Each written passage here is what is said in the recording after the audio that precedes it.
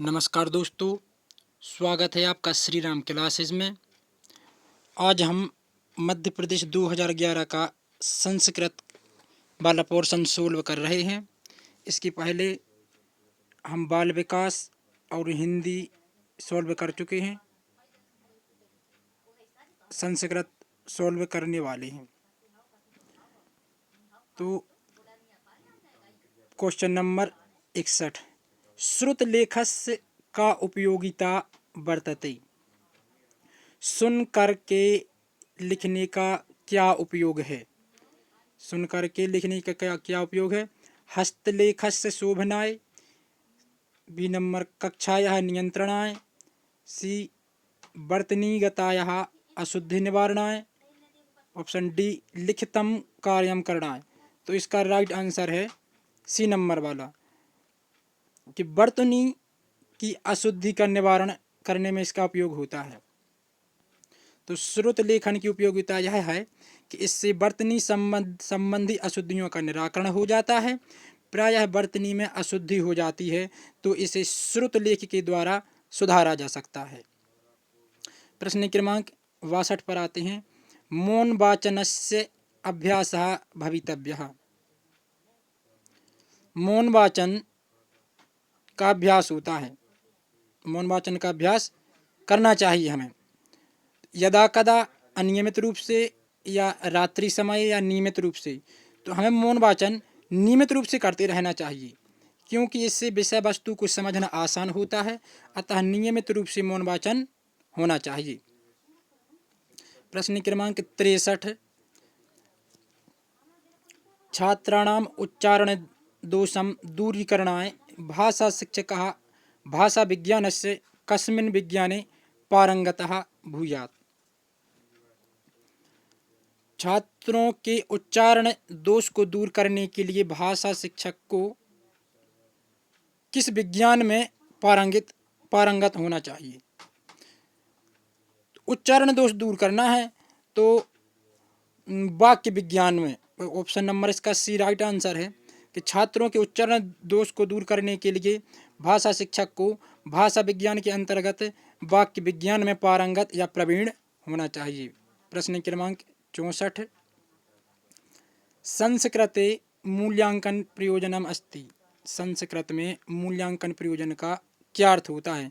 विषय ज्ञानस्य परीक्षणम, अग्रिमायाम कक्षायाम क्रम उन्नतिः, भाषां प्रति रुचि जागरणम, लिपिः सम्यक ज्ञानम।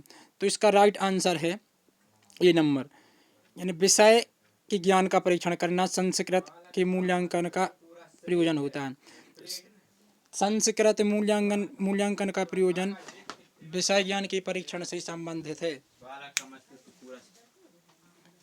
विषय ज्ञान के परीक्षण से संबंधित होता है। इससे यह स्पष्ट होता है कि विषय विशेष के अंतर्गत छात्र ने कहाँ तक ज्ञान का अर्जन किया है या कितना सीखा है, मूल्यांकन के द्वारा पता चल जाता है।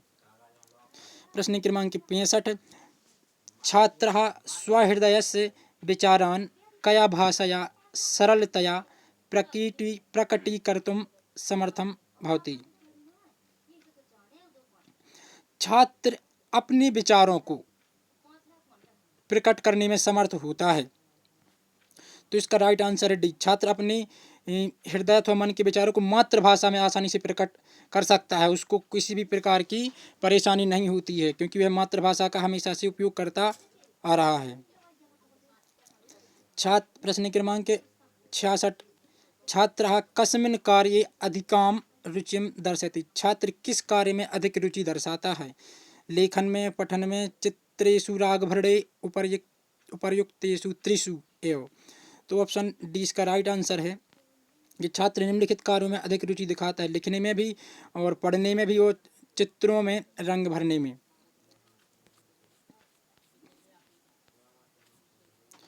इसका राइट आंसर है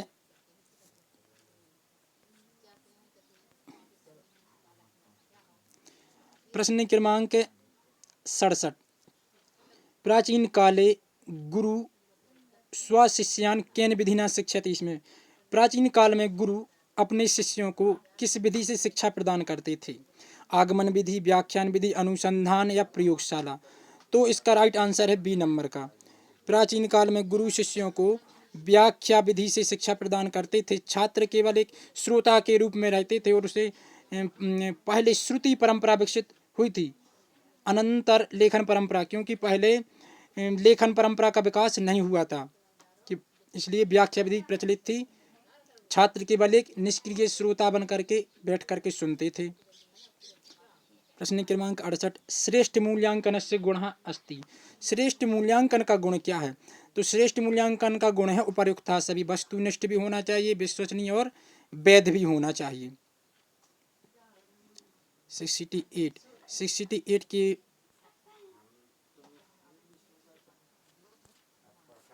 इसके बाद गद्यांश आता है, तो गद्यांश को हम पढ़ लेते हैं। सरदार वल्लभ भाई पटेलस्य जन्म गुजरात प्रान्तस्य करद नाम के ग्रामे 31 अक्टूबर 1875 ईस्वी अभवत।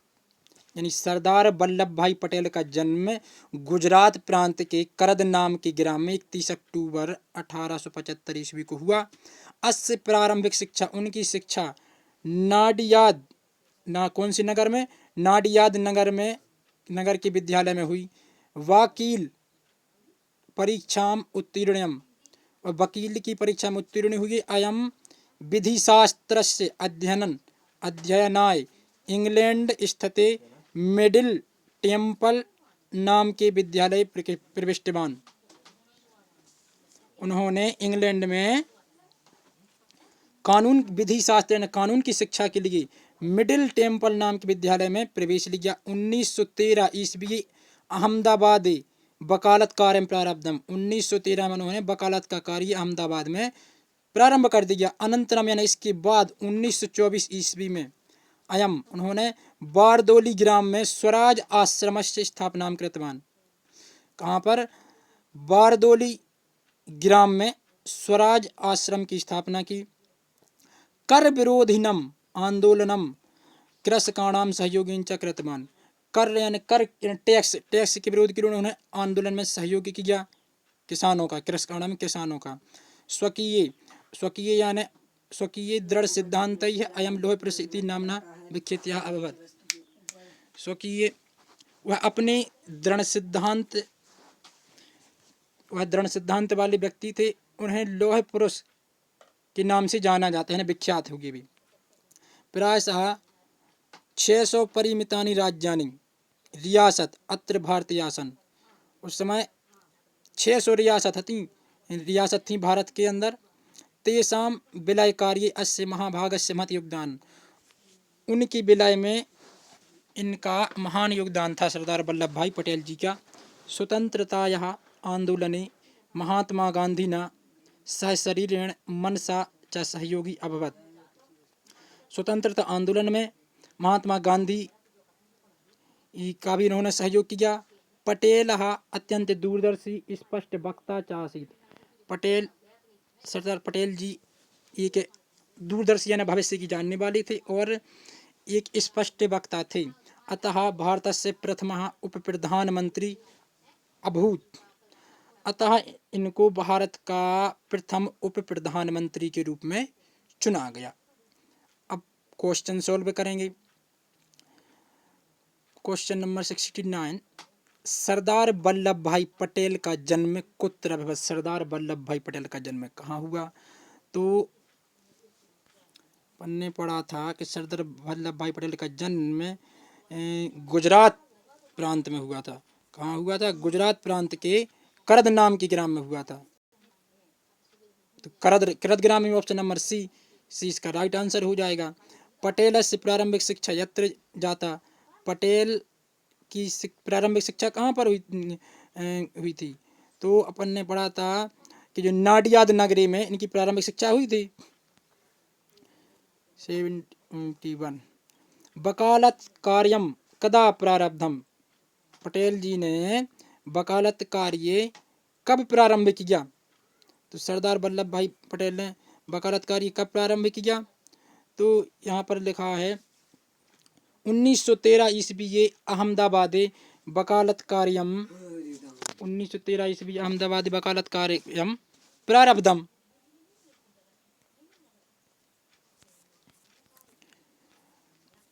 इसके बाद आता है प्रश्न क्रमांक 72। 1924 ईस्वीये पटेलः कस्य स्थापनां कृतवान्। तो इसका राइट आंसर है ऑप्शन नंबर सी, स्वराज आश्रम। 1924 में इन्होंने स्वराज आश्रम की स्थापना की थी।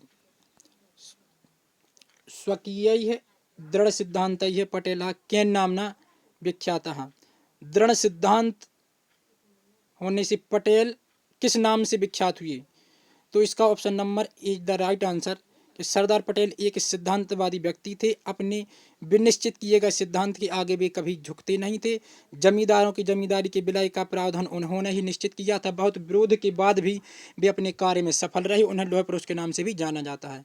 अतः सरदार वल्लभ भाई पटेल को लौह पुरुष के नाम से जाना जाता है। कर विरोधी आंदोलनम कृषकाणाम सहयोगन यह कृतवान। तो मैंने किसानों के आंदोलन में जो कर विरोध में किया गया था, इन्होंने किसने सहयोग किया था। तो सरदार वल्लभ भाई पटेल ने किसानों के आंदोलन में सहयोग किया था।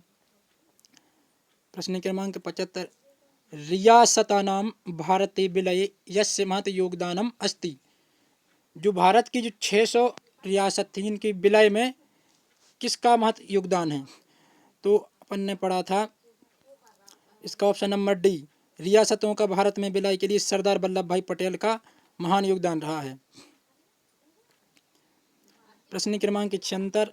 उपर्युक्तस्य गद्यांशस्य शीर्षकम भवितुम शक्यते। ऊपर इनमें निम्नलिखित में से गद्यांश का शीर्षक क्या हो सकता है। तो इसका option number B is the right answer कि उपर्युक्त गद्यांश का शीर्षक सरदार वल्लभ भाई पटेल होना चाहिए, क्योंकि इस गद्यांश में सरदार वल्लभ भाई पटेल को केंद्रित करके वर्णन किया गया है। अभी पद्यांश आया है, इसमें प्रश्न क्रमांक 77 से 83 तक दिए गए हैं। इसके प्रश्न उत्तर से पढ़ेंगे। काव्य शास्त्र विनोदेन कालो गच्छति धीमताम व्यसनेन च मूर्खाणाम निद्रया कलहेन वा। लोभात् क्रोधः प्रभवति लोभात् कामः प्रजायते लोभात् मोहश्च नाशश्च लोभः पापस्य कारणम् न कश्चित् कस्यचिन्मित्रं न कश्चिद् कस्यचिद्रिपुः व्यवहारेण मित्राणि जायन्ते रिपवस्थता त्यजेदेकं कुलस्यार्थे ग्रामस्यार्थे कुलं त्यजेत ग्रामं जनपदस्यार्थे स्वात्मार्थे पृथ्वी त्यजेत। इसकी क्वेश्चन आंसर हल करेंगे। धीमताम कालः एन गच्छति, धीमताम कालः एन गच्छति। तो इसका राइट आंसर हो जाएगा काव्य शास्त्र विनोदेन चा। काव्य शास्त्र विनोदेन धीमताम कालः गच्छति। यानी संप्रति प्रसंग के अंतर्गत इसका भाव यह है, यदि काव्य शास्त्र में आनंद मिलने लगे तो समय कब व्यतीत हो जाता है पता ही नहीं चलता। 77 प्रश्न। इसके बाद आता है प्रश्न क्रमांक 78।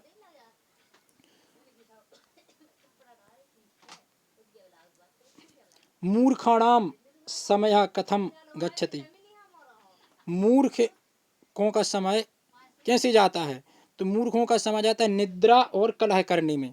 तो मूर्खों का समय निद्रा एवं कलह के साथ बीतता है। उन्हें सही बात अच्छी लगती ही नहीं। अपनी दुर्बल बुद्धि के कारण वे या तो सोते हैं या विवाद पैदा करते हैं। उनकी प्रकृति ऐसी होती है। लोभात किम न भवति। लोभ करने से क्या नहीं होता है। तो लोभ से पुण्य का कार्य संपादित नहीं होता, क्योंकि उसमें संग्रह की इच्छा होती है कि कितना इकट्ठा कर लिया, अतः शुभ कार्यों को वह कर ही नहीं पाता। मित्राणि रिपवः च येन जायन्ते।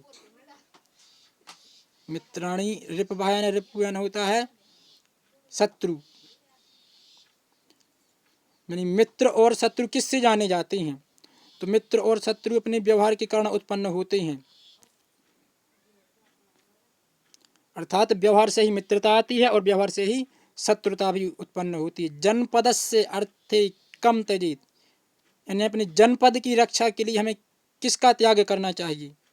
तो जनपद की रक्षा के लिए हमें ग्राम का परित्याग कर देना चाहिए। ग्रामम जनपदस्यार्थे त्यजेत। व्यसनेन अस्मिन पदे का विभक्ति और कौन सा वचन है? तो इसमें तृतीय विभक्ति एक वचन है। ग्रामस्यार्थे इति पदे कहा संधि अस्ति? ग्रामस्यार्थे, इसमें दीर्घ संधि है, इसका विच्छेद होगा ग्रामस्य धन अर्थे, ग्रामस्यार्थे। तो आ और आ के योग से बड़ा आ बन जाएगा। छात्रभाषा विकासेन, छात्रभाषा विकासेन सह भाषा शिक्षणे यस्य आवश्यकता थी। छात्रों के भाषा विकास में किसकी आवश्यकता होती है? परिवर्तनस्य, स्थिरताया, अनुशासनस्य, रटनस्य। तो इसमें अनुशासन की आवश्यकता होती है, रटने वाले ऑप्शन ही तो होते ही नहीं है। सामूहिक वाचने पाठस्य प्रथमं वाचनं करोति। सामूहिक वाचने पाठस्य प्रथम वाचनं करोति। सामूहिक वाचन में प्रथम वाचन कौन करता है? तो अध्यापक के द्वारा प्रथम वाचन किया जाता है। इसके बाद क्वेश्चन नंबर आता है 86 नंबर वाला। पाठोपरांत मूल्यांकनम अस्ति। पाठ पढ़ाने के उपरांत मूल्यांकन होता है। तो मूल्यांकन होता है पाठस्य पाठनात् अनंतरस्य। पाठ को पढ़ाने के बाद मूल्यांकन किया जाता है, क्योंकि मूल्यांकन शिक्षण परीक्षण का महत्वपूर्ण अंग होता है, जो कि यह सुनिश्चित करता है और फीडबैक प्रदान करता है कि बालक ने कहाँ तक ज्ञान अर्जन किया। श्रेष्ठ शिक्षणाय कस्याः महत्वं वर्तते। श्रेष्ठ शिक्षण के लिए किसका महत्व होता है? तो इसका आंसर है अध्यापक। श्रेष्ठ शिक्षण के लिए अध्यापक का महत्व होता है, क्योंकि जिस प्रकार से अध्यापक शिक्षण का संचालन करता है, उसी प्रकार से बालकों की ज्ञान में वृद्धि होगी। कठिन शब्दानाम उच्चारण अभ्यासा कदा भवति। कठिन शब्दानाम उच्चारण अभ्यासा कदा भवति। तो कठिन शब्दों के उच्चारण से किसका अभ्यास होता है? कठिन शब्दों के उच्चारण से किसका अभ्यास होता है? तो इसका अनुकरण वाचन नस्य पश्चात। कठिन शब्दानाम उच्चारण अभ्यास अनुकरण वाचन से पश्चात भवति। कठिन शब्दों के उच्चारण का अभ्यास अनुकरण वाचन के बाद ही होता है। प्रश्न क्रमांक 89। भाषायाः संबंधः येन सह भवति। भाषा का संबंध किसके साथ होता है? तो इसका राइट आंसर है सी। भाषा का संबंध जिसके साथ होता है वह इस प्रकार है। मानव के हृदय के साथ भी होता है और मानव के वाग यंत्र के साथ भी भाषा का संबंध होता है। व्याकरण शिक्षा सरलीकरणाय यह उपाय अस्ति। व्याकरण शिक्षा को सरल करने का कौन सा उपाय है? तो व्याकरण शिक्षा को सरल करने का उपाय, इसका राइट आंसर है ए नंबर का। व्याकरण शिक्षा को सरल बनाने का जो उपाय हुआ है इस प्रकार है। व्याकरण शिक्षा की मातृभाषा के साथ तुलना करके पठन प्रक्रिया होनी चाहिए, तब यह सरल हो जाती है, क्योंकि मातृभाषा के द्वारा बालक जल्दी सीखता है। तो आज हमने संस्कृत की 30 प्रश्न सॉल्व किए, जो कि 2011 प्रीवियस पेपर में आए हुए थे। यदि वीडियो अच्छा लगे तो इसको लाइक करें, सब्सक्राइब और शेयर करें। धन्यवाद।